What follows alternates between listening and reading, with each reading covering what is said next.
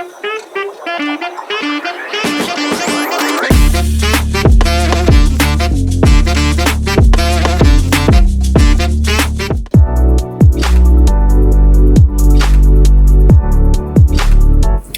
to this video. Today we will be learning the best blog formatting tips to make your content SEO friendly, more engaging and easier to read.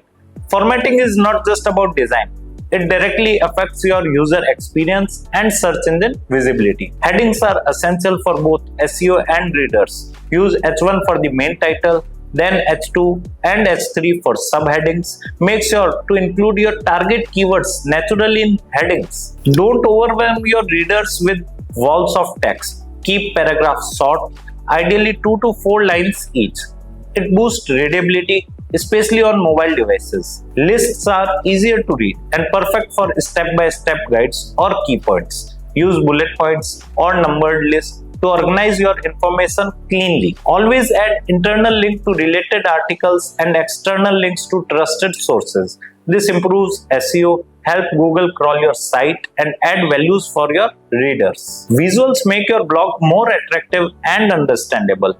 Use relevant images and optimize them with alt text that includes your keyword. A table of content at the beginning helps user navigate your content easily. It also creates jump links which are great for user experience in SEO. Use bold, italics or colored boxes to highlight key phrases or tips.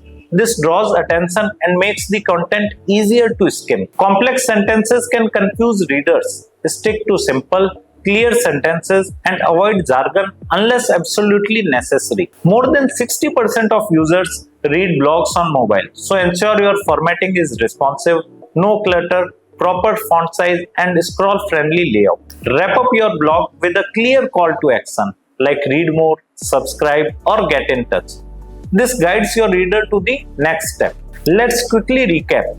Use proper headings, short paragraphs, bullets, links, images and a CTA.